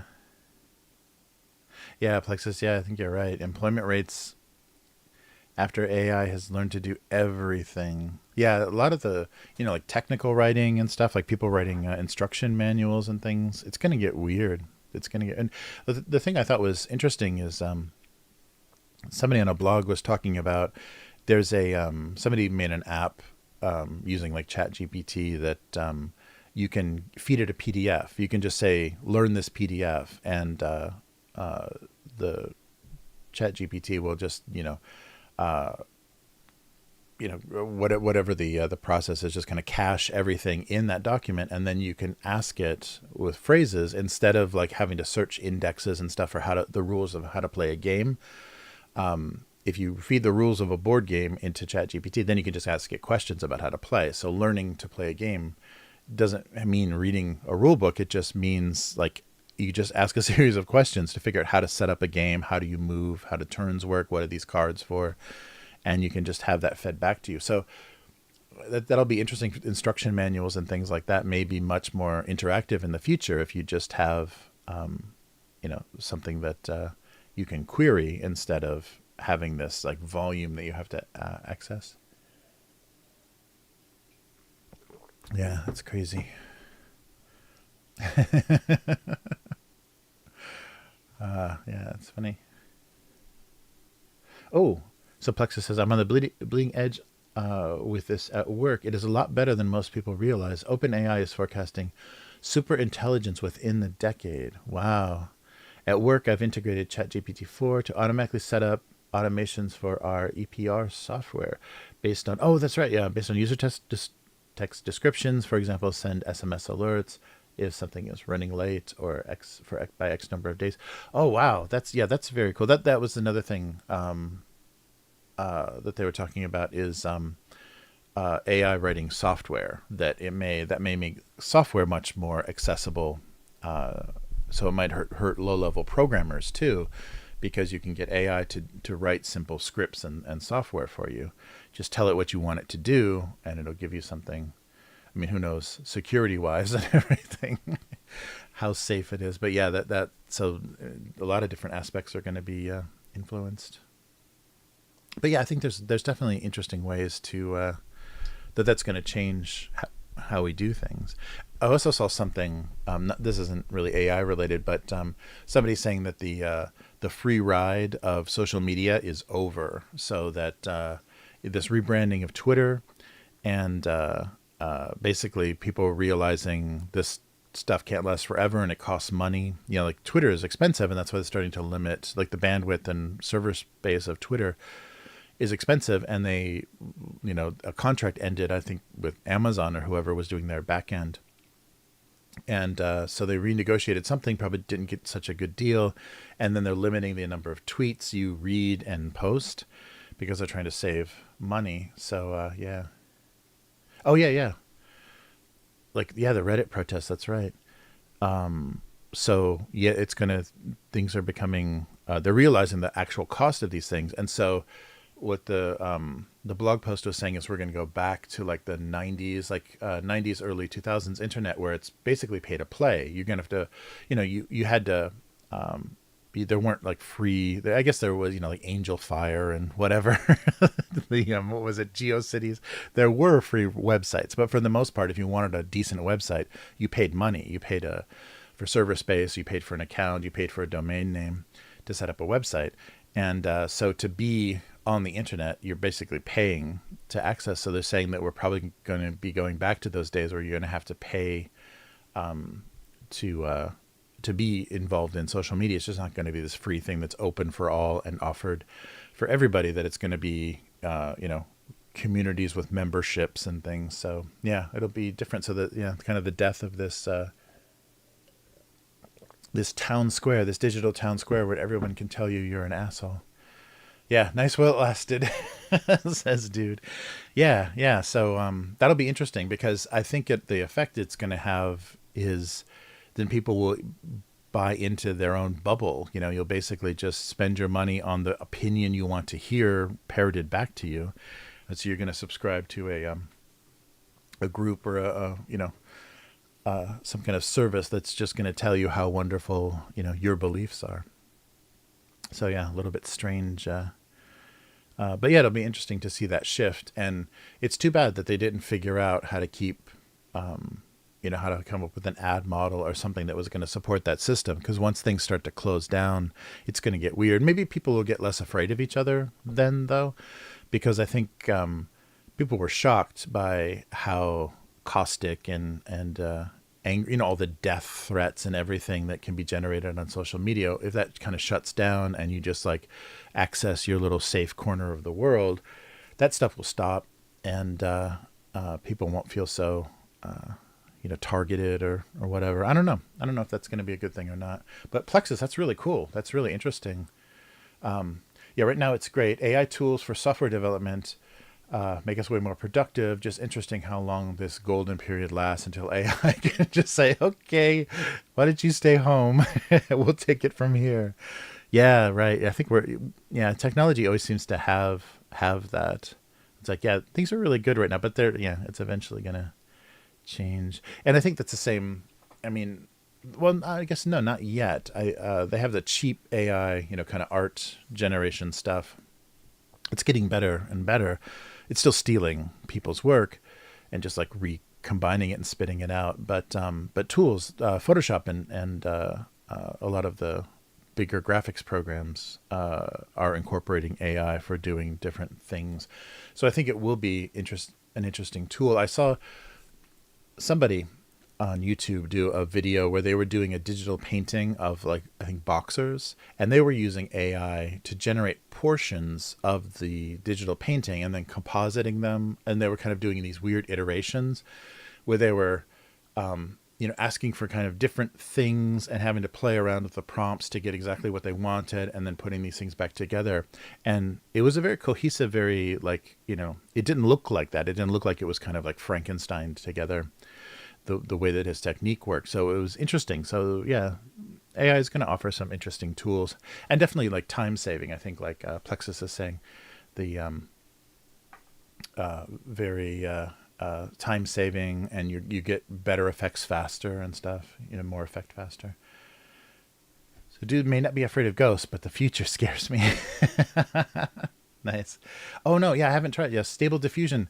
I really wanted to do that. I wanted to, because I've got enough. I was curious about Stable Diffusion and this cartoon, because if I think you can, the data set you can control, right? You can just feed Stable Diffusion a limited data set. So if I fed it all of my cartoons, I would really love to see if I could auto generate, like, generate this cartoon from that. So, feed into Chat GPT all of my jokes, and then feed in all of the cartoons, and then see if I could auto generate this cartoon. So after I'm dead, this thing lasts forever.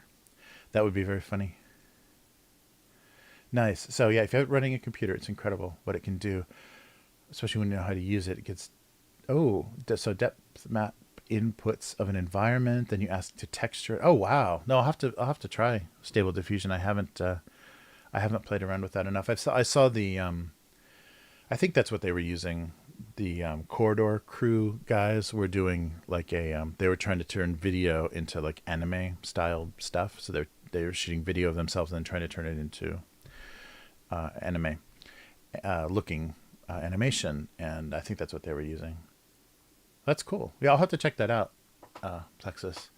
Yeah, because I'd like to find a way to generate like those that character art that I was doing for the RPGs, like something that could assist me so I could do that stuff faster. So I could do character designs and like texture them and give them lighting effects like immediately as I'm drawing them. That would be nice, because that's the thing I fuss around with the most. Like after I get the line art, the ink, kind of the ink version of it, then like playing around with kind of rendering it and stuff. It takes a while.